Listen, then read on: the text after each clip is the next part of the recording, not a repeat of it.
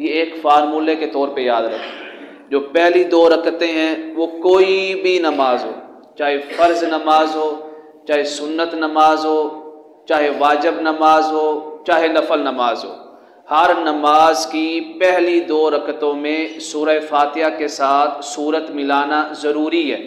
مطلب کیا ہے؟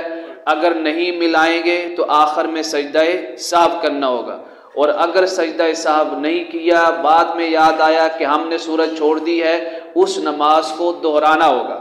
لیکن آخری جو 2 رکعتیں ہیں اس کے اندر آپ نے فرق کرنا ہے، فرض نماز اور غیر فرض نماز۔ فرض نماز کی آخری 2 رکعتوں میں سورت نہیں ملائی جاتی، اگر ملا دی تو سجدہ سہو نہیں ہے۔ غیر فرض نماز جو ہے اس کی ہر رکعت میں جب سورت ملانا ضروری ہے، تو آخری 2 رکعتوں میں اگر ہم نے سورت ملانا بھول گئے یا چھوڑ دیا تو سجدہ سہو کرنا ہوگا۔ یہ فارمولے کے طور پہ جب ہم یاد رکھیں گے تو کبھی مشکل نہیں ہوگی۔ فرض نماز غیر فرض نماز کا کب فرق ہوگا؟ آخری 2 رکعتوں میں۔ پہلی 2 رکعتوں میں کوئی فرق نہیں ہے، نہ ہی فرض نماز میں اور نہ ہی غیر فرض نماز میں۔ اللہم